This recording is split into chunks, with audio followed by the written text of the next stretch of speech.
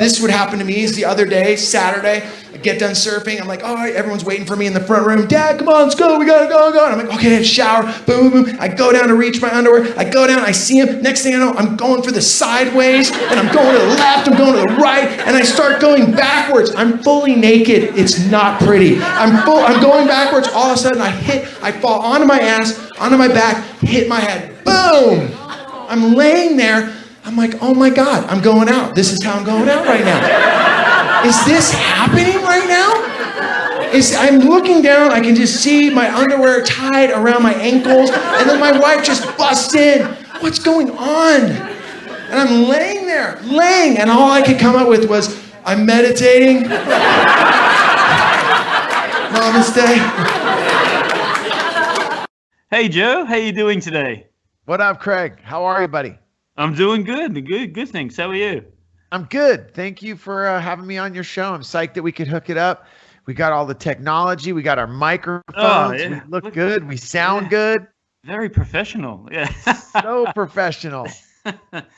So first thing I wanted to ask is, with the pandemic and it's worldwide, you and your family sort of staying safe? Did you have gigs booked in this period? And tell us, how has it been in the US? Yeah, I mean, the last 6 months have just been, crazy as for everyone. It's been such a strange time. I was literally in San Francisco all the way up until, I want to say, March 13th. And we went on lockdown March 16th or 17th. So I was doing shows all the way up until it ended. I was on the East Coast the first week of March, March 5th, 6th, 7th, and then I flew back and I went up to do a run of dates in San Francisco in the Bay Area where I'm originally from. So it was strange to be there and have everything kind of literally being shut down in front of you. We were one of the last venues, the Punchline in San Francisco, to be doing shows. So when that ended, I flew back to Southern California and we went right into lockdown, right into quarantine. And that was just strange in so many different ways. Obviously, we'd been monitoring everything that had been going on in Europe. At that point, everyone had their eye on Italy, which seems like such a long time ago. So we were seeing what was going on there and, witnessing everything that was going on here in the States. We went on lockdown with my family. We've been really fortunate and, knock on wood, no one's come down with COVID. I have a few friends that got it. They didn't have anything. Obviously they didn't die.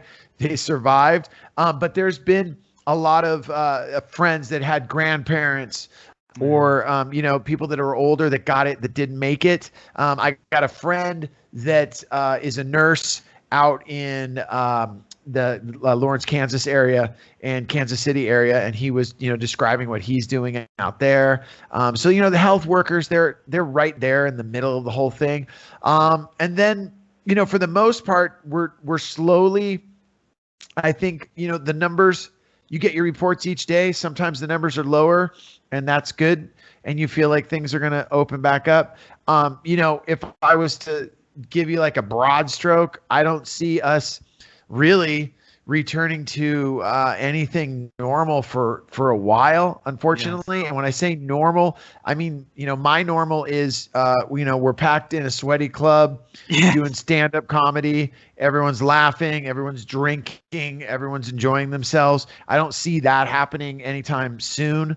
Also, at the same time, there's been different ways that people have been trying to put shows together, whether I performed at a drive-in show. I performed at the Comedy Store in San Diego, where they did the show in the alleyway, like the alleyway that we usually, smoke and take a leak in. Now they did a show in there. Then that got shut down. A lot of people are trying to figure out ways to entertain and do shows. But it's still super strange. You're doing, I did comedy, like I said, in front of in drive-in, people pulled their car in and then people were in their cars and I was on stage, and the way that people showed they liked the joke was honk their horn, It was, I literally have it on my phone. You have to hear it because it's crazy. Like, this is what we're doing now. And it was strange because, here you are your whole life, you're doing shows in these great clubs. I've toured with so many great comedians. And now all of a sudden I find myself, doing comedy here at a drive-in. Let me see here if I have it right here. It's just funny because you're like, did this really happen here? Oh my God, where did it go? Comedy. Okay, listen to this. This is a show at a drive-in. Let me see if you can hear this. So here. Oh yeah. Yeah, fucked up. We gotta move again. Do you hear that? Oh man. Hey, any Harley riders here? Where are my people? Any motorcycle riders here tonight? Anyone show up on a bike? That's right. You guys all had to drive by what I have parked out front. Cause I like to go fast. I break rules. Watch. All stock, all black, 2009 Prius. Who would have thought? Yeah, I don't know. 2020. Yeah, is that gonna be? Is that where we are with comedy? I don't know, man. It's yeah, honking horns. That was one show I did. I don't know where. Joe? Yeah, I've been doing. When we were quarantined, I did 4 weeks of shows out of my wife's closet. She had this closet. And it was obviously she had the closet that had the most room in it.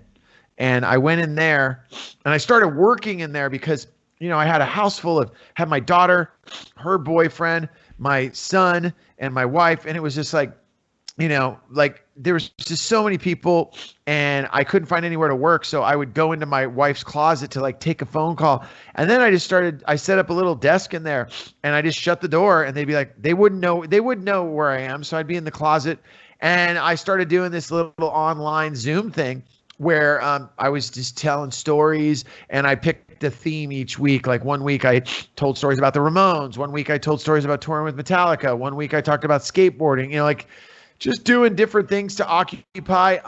At that point, I feel like people were just kind of figuring it out. And then I did a few comedy Zoom shows, which were cool. People, you see, now, right now, even, I didn't have this microphone. I don't have any of this, but because I'm on Zoom so much, because I'm doing Skype, because I'm doing, the different ways that we're communicating. So I was like, you know what, we got to get it. So now I just feel like this is what we're going to do. This is the way that we're going to communicate to each other until maybe we can, be in the same room with each other and do that. But I've done it all. It's for me, some people don't like the Zoom stuff. For me, it's just like being on the phone, and I love talking on the phone. So it doesn't really bother me. And the same with the podcast as well. Like I know some people like to hear it and listen to it, which is great. But then some people will go, you know what? I would rather be there, or I'd rather see you and get you don't get the emotions when you're talking on the phone. You know what I mean? The facial expressions and the hand gestures. So yeah, but it's 2020. And we're only starting to use online media, so it's a little crazy. But it is crazy. I mean, this weekend I got asked to. There's 2 events going on this weekend. I'm going to be doing. There's this band called Punk Rock Karaoke, and it's Stan Lee from the Dickies, Darren from Goldfinger, Randy Bradbury from Pennywise, Greg Hetson from Bad Religion, and the Circle Jerks. And they do this thing where they say it's Punk Rock Karaoke. We play, you sing, and they have guest singers sing a song, and they're doing it from a studio where there won't be an audience, and they go, hey Joe, will you be our host MC and bring up the singers? And some of the people will be there live and some will be online, and you're kind of air traffic controller. So I'm doing that. Then they're doing another event for Steve Soto, who was in 22 Jacks with me, also was the bass player in the Adolescents, and he was in Manic Hispanic. He passed away about 2 years ago, so they're doing a tribute concert to him, and I'm going to be hosting that. But the point is, I'm not in front of anybody. I'm going to be in front of a camera, hosting it online live. So it's one of those kind of things where, either you get over being uncomfortable and do it, or you're not really going to be doing anything. And for me, I want to keep working and keep creating. So I've kind of tried to adapt the best I can. Yes. And Joe, the one thing I've always been interested in Is it hard to sync the music together, like to play like a? I mean, if you got four people in different places, is it hard to sync? I mean, honestly, that's not the part I'm doing. Right. Everybody that is doing that on the streaming end, I've seen a lot of different ways that people do that.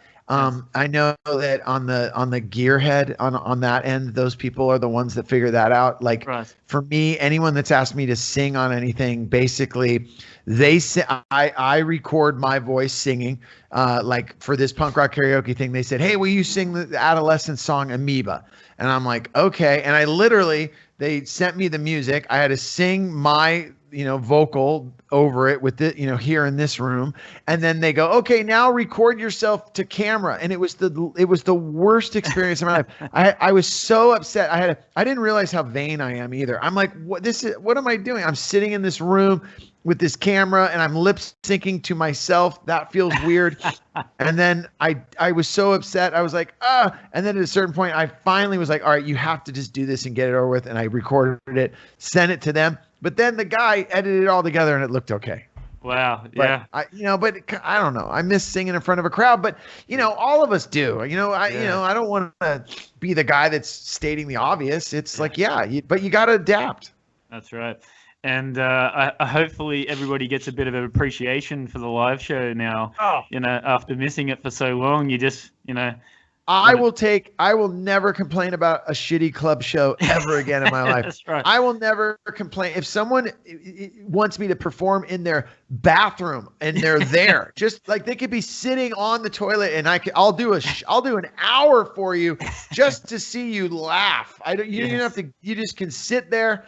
I will never complain about flying to do a show somewhere in the Midwest. I will never complain about just driving to a show and waiting through a sound check. All of the things that we took for granted, I'll never, ever, ever take for granted again. I miss it so bad. And what I miss the most is just the hanging out. Like I miss, like as a comic, I just miss, we're all at the club, hanging out together, talking comedy, I miss seeing, all the touring I did with Jim Brewer. I miss, hanging out and bullshitting with him. Unfortunately, we're not doing that. That's the part that's the hardest. I miss the show. I miss being on stage, but what I miss way more than that is just the camaraderie, just even this conversation you and I are having. This is great because at least I get to see your face. It'd be great to be doing it in person, but I miss the personal, I miss being together in a room. I miss that energy. And what I really try to do is just, I try not to really think about it because I don't know how long it's going to be until we do that. That's right. And do you prepare? Are you preparing for, for dates, or you can't at the moment, right? Yeah. What happened in the beginning? Yeah, in the beginning, everyone rescheduled everything. Okay, what we have, the dates for May, we're going to push them till July. Okay, that got canceled. The dates for July, we're going to push them till September. Oh, that got canceled. Okay, we're not booking anything. It just, it stops, unfortunately. And I'm just, one person. The thing that's the hardest for me is the bands, the musicians, the comedians, but also the people that sell beer at the show, they don't get to work. The people that sell the t-shirts, they don't get to work. The crew, the sound, so much. There's the guy that parks the cars. So many people are not getting to work that you don't even know are there when you go to a live event. And that to me is the hardest thing. And I worry how those people are going to get through these times. There's a lot of great organizations right now that are raising money for, a lot of people out of work, but I just can't help but think will it be enough? Will they be able to? Because it's like bridging a gap. You have here's the first ramp and here's the other one, and you got to jump it, right? And I feel like you got to make that gap, but it's getting wider and wider each day, and I'm just afraid. So Joe, are you doing any writing in this period? Or a ton. Yes. I'm doing writing, but it's also I don't know if when this when this is all said and done, do you really want to listen to a guy talk about coronavirus for 30 minutes? Right. Yeah. The other day I saw a comedian doing material about coronavirus and I just turned it off because I was like, I don't want to hear about it. And when I was doing the shows that I've done out there on the road, or not out there on the road, but the shows like, in Southern California where they were like, okay, you can do this weekend here. And, you did comedy. What I realized when I was on stage at this present time, this is like a month ago, people really don't want to talk about that. They don't want to hear about it. Okay. Now, if you've got some crazy insight that you think you got to share with everyone, then okay, I hope it's funny. For me, what I realized was, there wasn't anything that I think, besides some material that people were doing that just, I don't know. It's like, for me, I just was like, I think coronavirus, we've talked enough about it. If people are going to be here for 40 minutes, they don't need to hear that, Absolutely. So let's go back into the Joe Sib sort of story. So sounds like a movie. The Joe Sib story. Well, I went onto your website, and the first thing I saw is, who is Joe Sib? Or Joe who? Yeah. Yeah, I like that. Yeah. So, born and raised in California, is that correct? Yeah, I'm California to the bone. Yeah. Is it Santa Cruz or San Jose? No, so basically, well, it's funny. I wasn't actually born I think it says raised in California. So my parents were East Coast. My mother was from Philadelphia. My dad from New York City, Queens, Forest Hills, that area. And they met and they made me on the East Coast. But then after about, I want to say like 6 months, they moved to the West Coast. Right. And that's where I've been my whole entire life. So I was born on the East Coast, but raised on the West Coast, and West Coast being Santa Cruz, California, till I was 15. And then San Jose, which is about 30 minutes away from Santa Cruz, from 15 till I was probably, I think I moved from San Jose when I was 22, 23 years old. And then I moved to Los Angeles when I was 23 years old. And I have been in Southern California ever since. And tell me about growing up there in San Jose, especially for our Australian listeners. I mean, I'm sure they know San Francisco, but San Jose, it's south, isn't it? It's south, yeah. South. It's about south of San Francisco. I would say it's about an hour south of San Francisco, and it's really two different worlds. San Jose, the first thing that would come to mind for people listening in Australia and all around the world is it's the Silicon Valley. Yes. Steve Jobs basically invented and started Apple in Santa Clara. I used to go to the restaurant called the Good Earth, where he would have meetings at before he even had an office. My grandmother used to take me there. So growing up, I grew up in San Jose pre-Silicon Valley, and it was a great place to be. Originally, like I said, I was in Santa Cruz. Santa Cruz is a beach town. For Australia, it'd be like, it's like a Melbourne, or it's like a Cairns, it's like right there. It's small, Byron Bay style. It's not huge. It's not Sydney, but it's, it's very like surf culture, beach. And it was super cool growing up there. I grew up there in the 70s, and early 80s. And then when I moved to San Jose, I moved with, to basically live with my dad. My parents had separated. My dad moved over the hill to San Jose. So I went to live with him when I was 15. And at that point, the big change for me and the big, like, kind of being in the right place at the right time, depending on who you are, I was living in the suburbs of San Jose when punk rock, that second wave, hit the suburbs, Yes. The first wave was, you got the Sex Pistols, the Damned, and all that, right? The Ramones.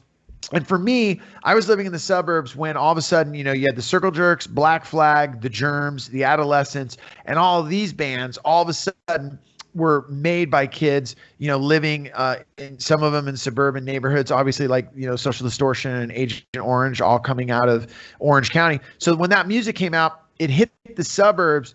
And for me, I was just in the right place at the right time living in San Jose, because what happened was all of these bands that would go to play in San Francisco, all would end up, playing San Francisco, and I got to see them because I was only an hour away. So the first time that the Adolescents coming to San Francisco, or the Circle Jerks, or even Black Flag with Henry Rollins, I was able to be there for these shows.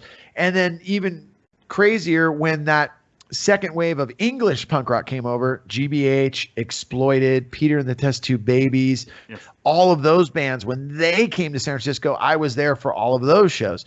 And like I said, I was 45 minutes away, so I was able to see so many bands. I mean, my life at that point, from the time I was 15, a sophomore in high school, all I did until I graduated from high school was every weekend I was trying to find a ride to San Francisco, or trying to find a ride to Berkeley, or trying to find a ride to, East Sacramento. Like, all I wanted to do was just see shows. And at that point I was, heavily involved in skateboarding. I hadn't joined a band yet, but skateboarding to me was it was skateboarding and punk rock. They just went hand in hand. And growing up in San Jose, I was once again really, really fortunate that one of the most world-renowned skateboarders in the world happened to live there, and his name was Steve Caballero. Yes. So Steve Caballero, he was the number one rider. He was on the Bones Brigade with Tony Hawk, Lance Mountain, right, Mike McGill. It was amazing.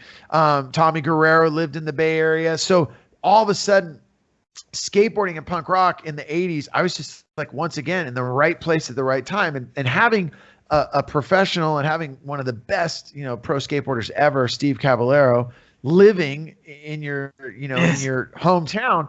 Everyone came to visit him, because so like it was great because, all of a sudden you'd be hanging out, and Christian Osoy would be there, or, Lance Mountain would be there. And these were just his friends. And since I was friends with Steve and he was friends with all of us, everyone was really fortunate to see just this level of skateboarding. But like at the time, you didn't think about it. You were just like, oh yeah, this is my bro, and he just happens to be the best in the world.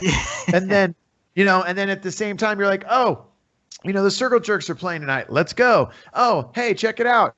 GBH is here. Oh, wow. Is that Lars and James from Metallica? Oh yeah, they're that metal band. Like at that point, they weren't even like, when I remember the first time that Lars or James was in the crowd at a show on Broadway, they were just some long-haired dudes in leather jackets. Like they weren't, it wasn't like, no way, dude, that's Metallica. It was like, oh, that's cool. The guys from across the street came over, because across the street was the club called the Stone, which, there's tons of videos of Metallica playing there. But the thing was at that point, those guys were just like, they were into the Misfits. They were into Crucifix. Yes. Like that was the common bond. And the thing that made Metallica cool for us was they were a Bay Area band. And although they were metal, you knew that they had these punk rock roots. Now, yes. I would never like, I wouldn't say like, oh yeah, Metallica,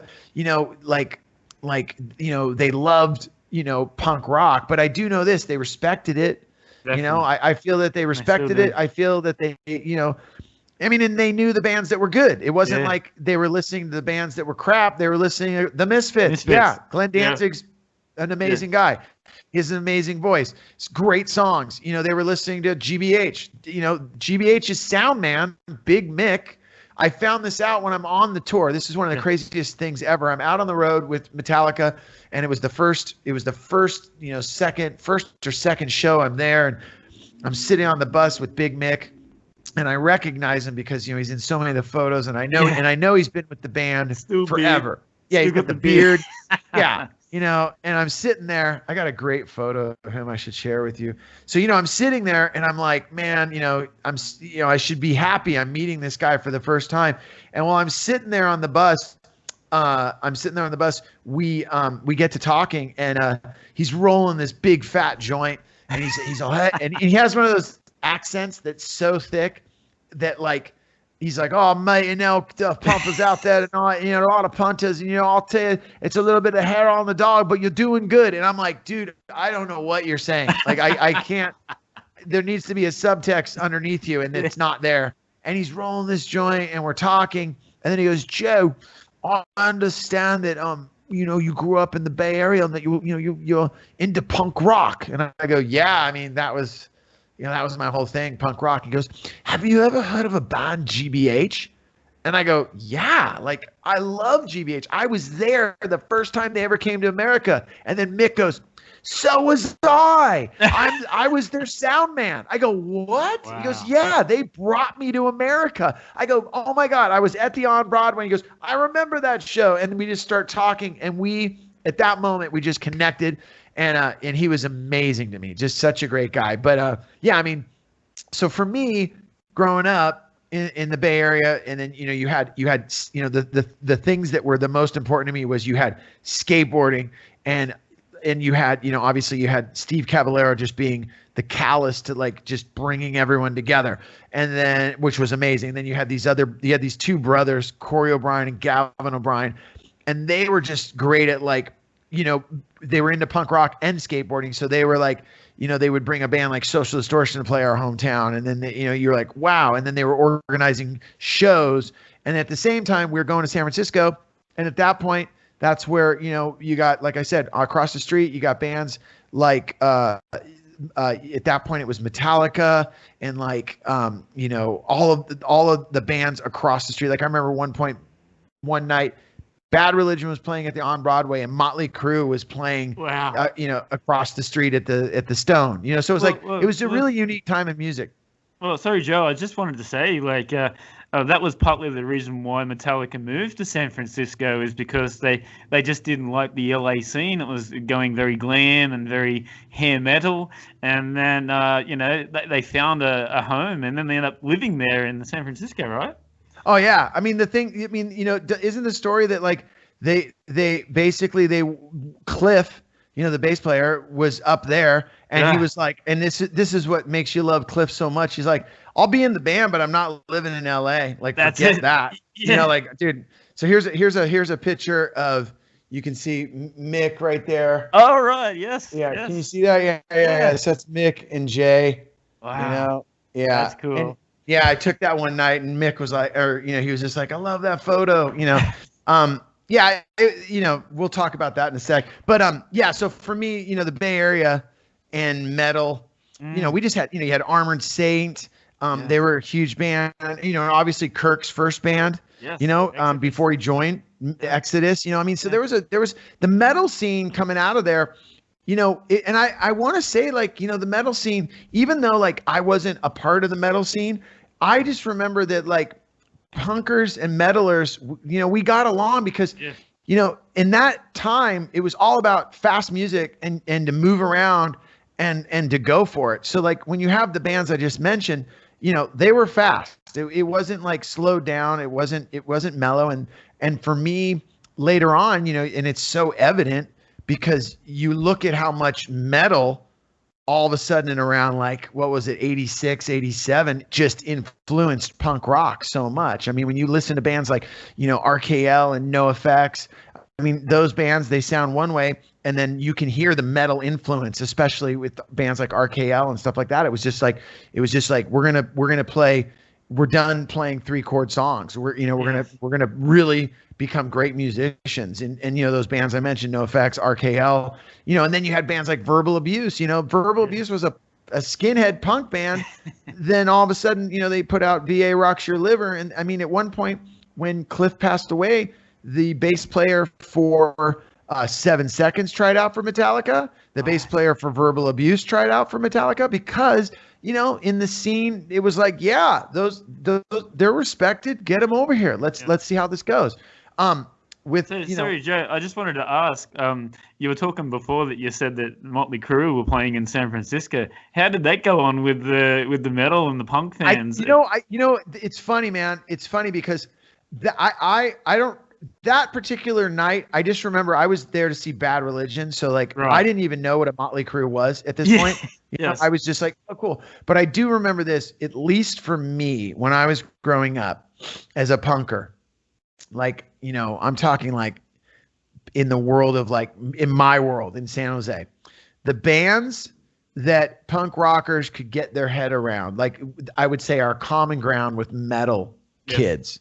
Because you got to remember, it wasn't like it is today where it's like, oh, you're into metal and that's it. Oh, you're into punk rock. That's it. It was like all of us were kids that didn't fit into being jocks. We didn't fit into being good students. We didn't fit into being, the quote unquote square. You're going to go to college, you're going to fraternity, get married. We were outcasts. And if you grew your hair long and wore a flannel with the Metallica shirt and smoked, you were a metalhead. And then if you were a dude like me with bleach blonde hair and mohawk, then you were a punker. But the thing was, the two of us realized, hey man, we're actually the same. We're the same dude. You're smoking weed. I'm drinking beers.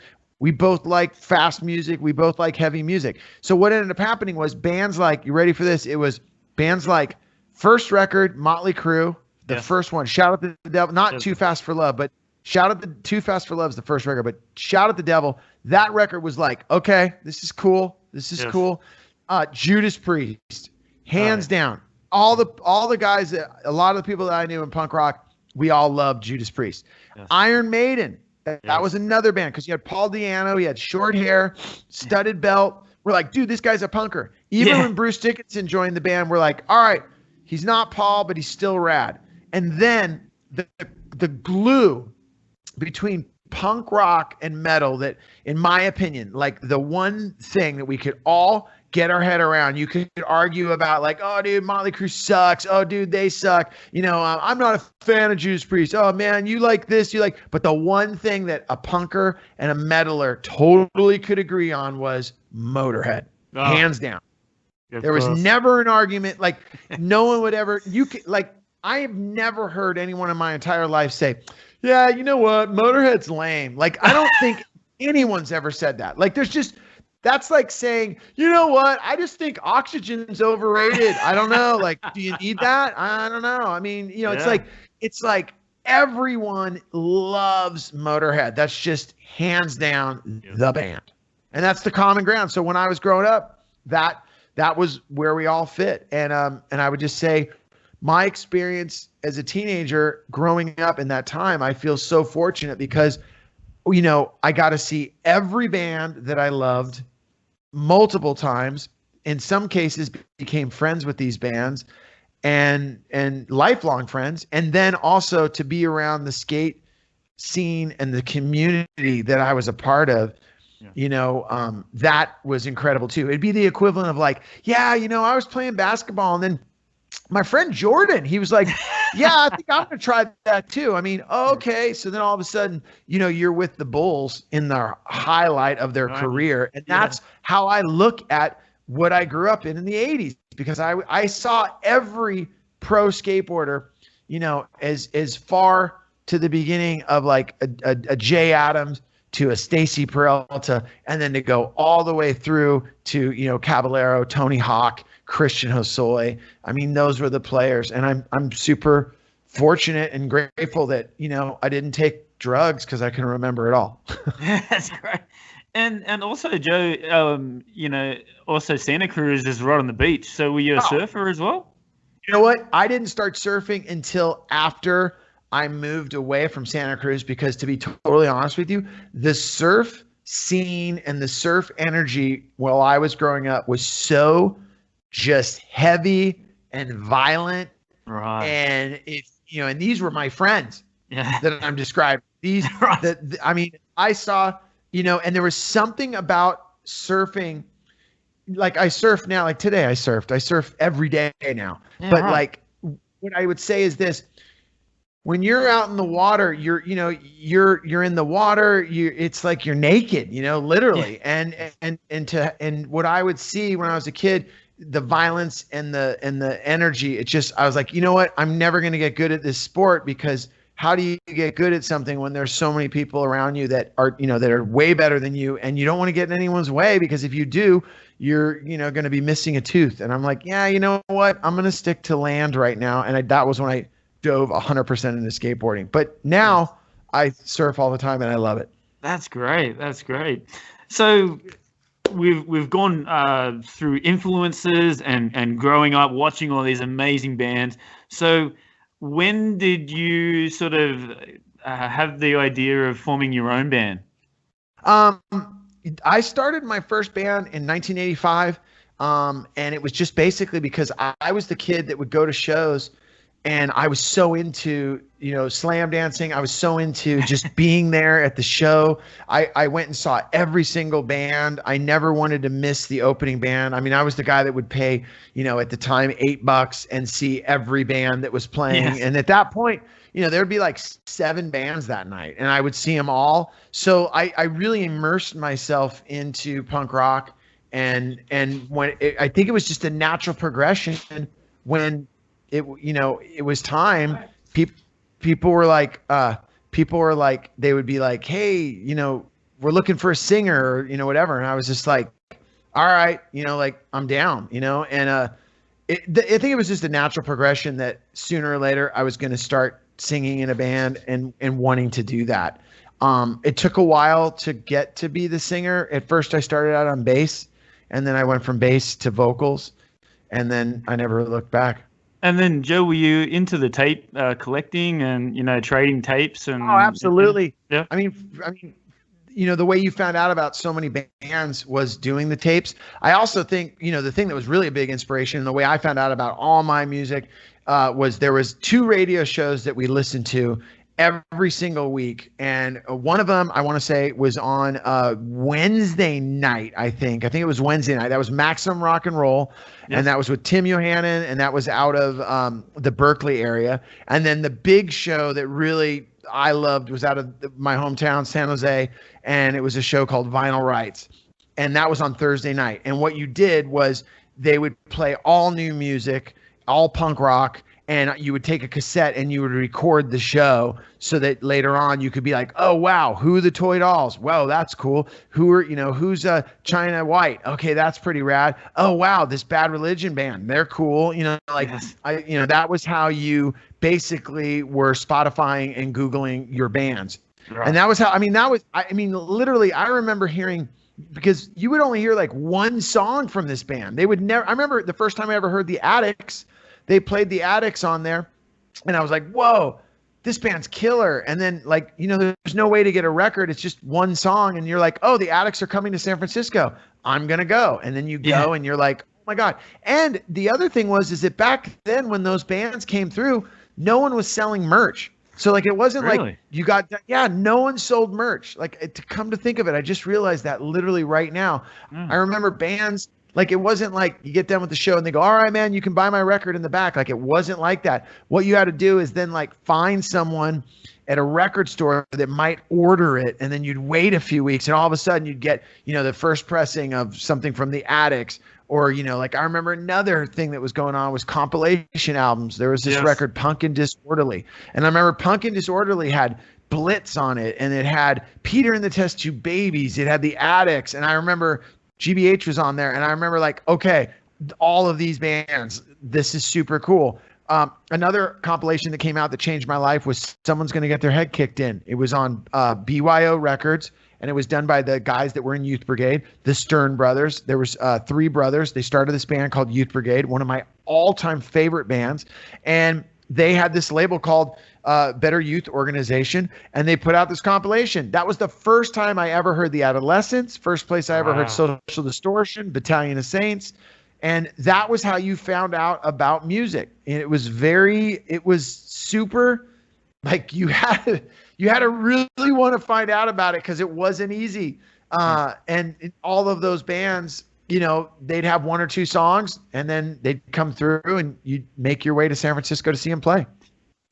And is that how they got their start, playing gigs, getting on a compilation or getting that? Also, the magazines were pretty popular in that time too. Yeah, for, getting your name out as well. I think all the bands I mentioned, like Social Distortion, Youth Brigade, all of those bands, they were happening. So when they got on the compilation, they were happening. But the thing is that there wasn't any mass way for everybody to hear what they were doing. Today, if there's a band you love, you're like, oh, cool, we uploaded the song on Spotify. Now everyone in the world can hear it. Imagine if when you uploaded a song on Spotify that only a handful of people in Japan are going to hear it, and then a handful of people from Japan, they got to send it over to Australia, and then the people in Australia, they're going to go, oh, dude, there's a couple people in California that might like it, and then it gets to me, and then I got to tell other, it was all done by word of mouth and Yeah, yeah, it was definitely it was harder to get the vibe. It was harder to get the name of your band out there. It was super hard. So you actually, so tell us how you started the band, how you found the guys from Wax.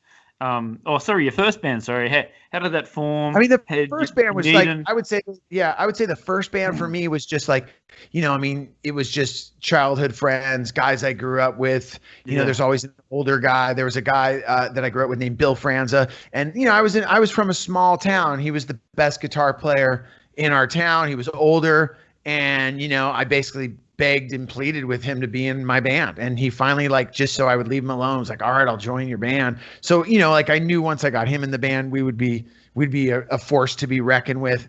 That band ended up breaking up, as bands do. I was probably 22 when that band broke up, and then I had to make like a real decision. I graduated from college, and I had to make a decision, like, what am I doing? And I, what am I going to do with the rest? Like, what am I going to do? Am I going to just, be here in San Jose, or, like, am I really going to try and pursue being in a band? And like, it sounds crazy to say, like, because, now that, like, I'm a grown man with like children and like, it's just, you're like, what? Like, if, like, it's like if my son said to me, like, I'm going to be in a band and that's what I'd be like, really? Like, okay. Like, it's the equivalent of saying, like, you're going to be a professional baseball player, or the equivalent, like, I mean, it's just not supposed to happen that you're going to, make your living and put food on the table for your family, let alone, do it for your whole life. Like that to me is just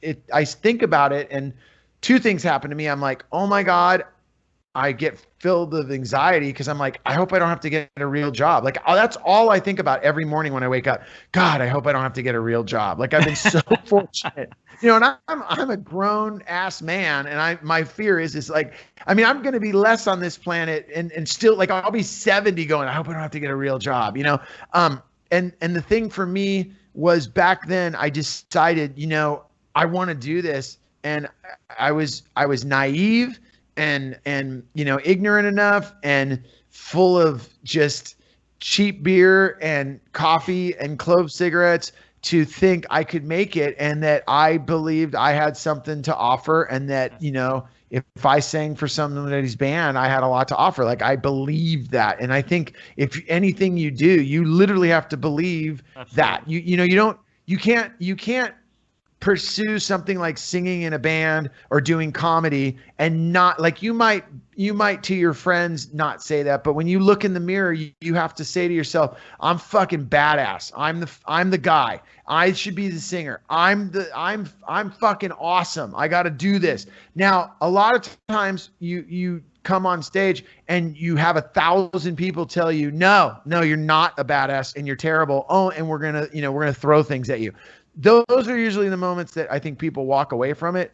I think for me, I knew that if I could go to LA, that I had to give it a shot and try to find a band. And I was, once again, I met these 3 guys from Chicago, and they were great players. They were great songwriters. They had a killer look, and they are like, everything was in place. And all they needed was a singer, and they needed a singer though with experience. They at that point, they didn't book shows. They didn't know, like, I knew how to get a show in LA. I knew who to talk to get, a show at a club. I knew where to find those opportunities. I knew enough people from being in my first, 2 bands, how to operate.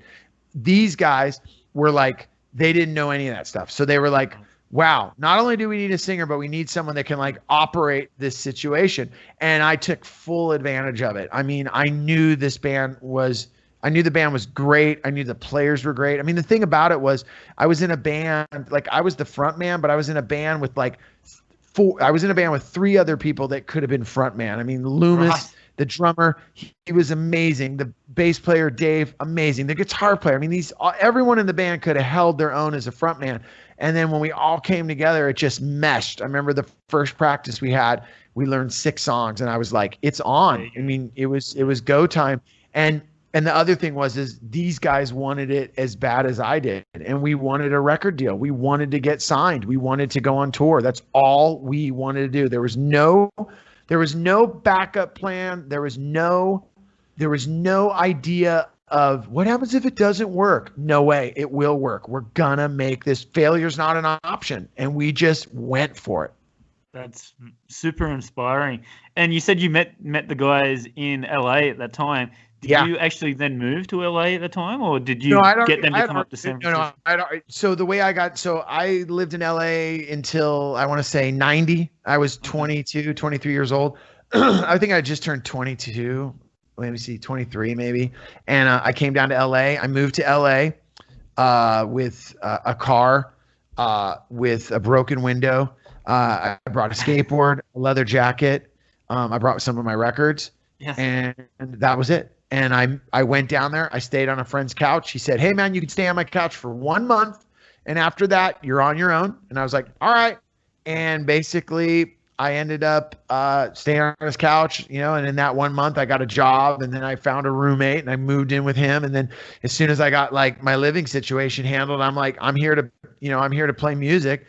And I just started hitting the street, trying to find people that wanted to jam, going to shows, hanging out. And that's how I found the guys in Wax. They were looking for a singer, and it all came together.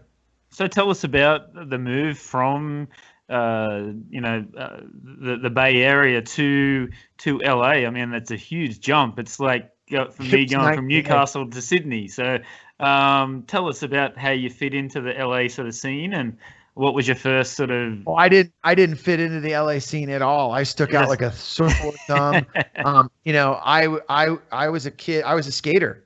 I was a skater kid. I was wearing shorts and Vans, and I was hanging around. I remember the first night I moved to LA. I knew I was totally out of my component, out of my zone, out of my Northern California, because the first party I went to, it was like the guys in Jane's Addiction, Fishbone, Chili Peppers. And I was like, holy shit. Like, I don't fit in with these people at all. I mean, I'm like, these are people that like, I've watched their bands play, and now I'm at a party and I live at this guy's house. And I remember I remember literally, just going, okay, I gotta figure this out, because I'm, not that I wasn't being welcomed. Everyone was super cool to me, but I was just, it was like, people knew, like, I hate to say it, they were like, "You're not from here. You're from a small town, aren't you?" And I was like, yeah, it'd be the equivalent of like, I'm in Sydney, and where did you grow up? I grew up outside of Perth. You know what I'm saying? Like, I grew up, you just know, you know what I'm saying? You're like, "You've never been to Sydney, have you?" Nope, never, man. I can't do an Australian accent, but it would be the equivalent of like, that part you fly over when you go to Perth. Like, I live down there. Now all of a sudden you're in Sydney, you're just, you're just like, wow. Okay. And, the first thing I did was, I remember the next Monday after that first weekend, I remember, I was like, man, I got to do something about my hair. And I remember at that point, I always wore a baseball cap, or I didn't, my hair. And I remember I saw a guy that I was working with, and he like came in and he had his hair slicked back. And I was like, well, that's cool, man. Like, kind of social distortion vibe, and this is before people were slicking back their hair. And I was like, yeah, man, I'm going to cut my hair like that. And I went to a barber. And I went in there and I went in, and then I walked out with this haircut I've had now for 30 something years. And it's just like, I said, "What should I do with my hair?" I go, "I want to get my hair." I had a little picture. I go, "Can you cut my hair like that?" And the guy's all, "Sure." And he gave, high and tight, and slicked it back. And I was like, wow. And I never looked back. I've had the same haircut since that day. Yeah. Right. So you were, so you started playing in LA, and tell us about your first first couple of gigs there in LA, and then your record deal.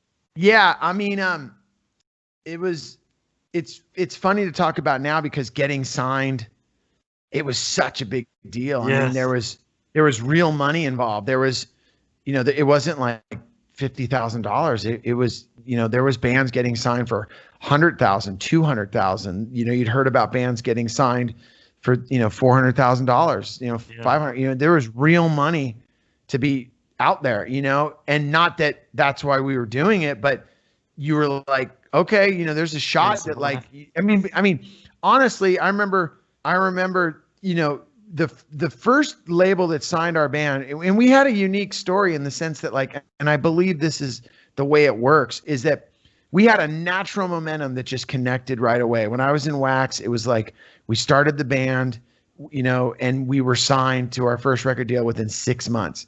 Wow. And the reason that happened was because there was just a natural momentum to it. We were writing, we were performing. No one had to learn how to play. Everyone was good on stage, and it was just like, okay, here we go. Now, at that time, I remember when we got signed to Caroline Records, I think we got signed for like, at that point, like $50,000. So each guy got $10,000. And I remember when I got the $10,000, I thought, I'm done. Like, I'm never going to have to work again. Like, I really thought that $10,000, that was the most money I'd ever seen in my life. I was a 23-year-old kid with 10 grand. And I was just like, oh my gosh. That first deal with Caroline, you got to remember, we were a poppy punk rock band that was influenced by the Replacements, Soul Asylum, and the Goo Goo Dolls. And what was happening in music at that time was, was Pearl Jam, Soundgarden, Rancid hadn't happened yet. Offspring, Green Day, none of those bands had happened yet. So we were doing our thing. And what ended up happening is we got dropped. And we had gotten dropped. So then all of a sudden, when we're out of the mix and we're going through this, and when I say drop, that meant like we made a record and we turned it in. And at that point, the record label was like, you know what? We're not feeling it. We're going to let you guys go on your way. They kept the record, which was a nightmare. And, we were basically going back and forth. And I was going back and forth with him for about a year, just saying, can you give me the record? Like, I'll put it out. And finally, I went to the president of the label and I said, look, can you do the right thing here? I'm 24 years old and you got my whole life wrapped up in this record I made for you. And it's like, well, what do you want me to do? And I said, do the right thing and give me the record. And at that point, we had made a record for like, our first record came out on Caroline. It did okay. We had gotten bumped up to Virgin Records. So this second record for Virgin was supposed to be the big one. But, like I said, the number one band at that point on Virgin was like Smashing Pumpkins, like the Wallflowers. And it was just like, we weren't doing that. So they, of course, cut their losses. But I ended up getting the record from Virgin. Oh, wow. And I got it from Virgin. They gave it to me. I remember the president was like, I can't believe I'm doing this. He gives me the record for free. And basically I just took the record and ran with it. And that's how I started Side One Dummy Records. I started Side One Dummy because I needed to put a record out. And I was like, I'll just put it out on my own label. And I put the record out. And what ended up happening was just, once again, the record took we had fans. It took on a life of its own. And then the big game changer was there was a radio station at that point in LA, the biggest radio station in America at that point. It was called K-Rock. And they started playing one of the songs off the record, and it just caught like fire. And before we knew it, we had a new record deal put on the table from Interscope. And that was when Interscope was on fire. It was like Jimmy Iovine, Tom Whalley, all these huge music figures. And the bands that were happening at that point on Interscope, it was Hole, Wallflowers, and Bush. And it was just like they were the place to be. And we literally went from like almost crashing and burning to literally hopping on a flight, on a plane, and going out to begin a tour with the band Bush. And just all of a sudden it just, we went from like, it was crashing and burning when we got dropped, and then to get re-signed. And at that point it was insane because I had run my credit cards. I was in over my head. Like, people talk about student loans. Oh my God. I had no student loans. I had just punk rock loans. Like, I was just, I was running credit cards. I was booking this. I was doing everything. And then we got re-signed, and I'll never forget it. We got re-signed for $400,000, and each guy got $100,000. And I remember I didn't even have a bank account to put the money. The guy, yeah, the company was like, I remember Interscope was like, so where do you want this money to go? And I was like, I don't know. And like, I had to figure out a way to like get this money. And it was just, it was so surreal. Cause at the time my wife, she was my girlfriend, but at the time we were just sitting there laughing. Like, we're living in this little apartment in Venice, but we have this $100,000 check, and we're just like, how did this happen? And then, it was a wild ride. It's my life, like when it's funny, Craig, as we're talking about this, like I said, man, like while I'm saying this to you, I'm like, did that really happen? Like, gosh, like it almost seems like, dude, this guy's lying, but I mean, it's all true. And just talking about the Bush tour, I mean, totally different styles of music. How did the crowds react to the Bush? They were into it, man. They were into it because at that point, Bush had just come out, and this is all this is the 90s, so it's like they come out, and Gavin was super cool. He was just we hit it off. I mean, like, let's put it this way. We weren't palling around with them like, oh, hey, let's go do this. But like, Wax, we definitely had a vibe that wherever we went, we took over the situation. Like, that was just the way we rolled. And, we would roll into any touring situation. And, I think we were fun guys, and we wanted to have fun, and we didn't take it too seriously. I mean, sometimes we did, but for the most part, we always, we were the ones to have the drinks. We were the ones that, were out having fun. And I think a lot of bands, especially like Bush, they were like, man, those guys have fun. And then on top of it, we delivered the goods live. I mean, we would go for it. So no one could question, what we were doing live. They were like, even if you didn't like us, you were like, man, those guys go for it. And, we were going for it, off a stage as hard, and we had fun. And I remember, even with Gavin and them, they'd always invite me out to do a Sex Pistols song, Oh, cool. And that was super cool. They were very accommodating, and they were cool. I think one of the things that we kind of took, like put underneath our belt at that point was, we had been out on the road before that with the Mighty Bosstones, and they really taught us how to tour, how to treat people, how to how to put on a show. And I think when we were on tour with the Mighty Bosstones, we all took note to that. And then on top of it, the guys in the Mighty Bosstones, like all of them took a liking to Wax, and they went out of their way to really, like, I think, teach us a lot about how you handle yourself on the road, and how you act, and how you treat others, and how you treat your fans. And we took that all to heart. So like when we went out with other bands, we had that attitude and that vibe that the Mighty Bosstones had taught us. And we wanted that to be the bar that we would set when we met people. Like, I remember the first time, going on tour with the Mighty Bosstones, we showed up at the venue, and they were on stage, and we walked in, and, we'd known that they knew who we were, and they invited us, but we didn't know them. And I'll never forget, they all stopped playing, and they all got off the stage, and they walked over, and they introduced themselves to us. And I was like, wow. Like, after that, after that, I never saw that happen ever again with any band I ever toured with. Not to say that the bands I toured with weren't nice to us and weren't great, but I never saw a band stop their sound check and go, hey, come downstairs. Welcome to the tour. I'm Dickie Barrett. How are you? Hey, I'm Joe. Like, wow. And that was something they taught us, and it was super, it was definitely, Oh yeah. But it was a respect, but it was also showing you the way you handle business. Yeah, absolutely.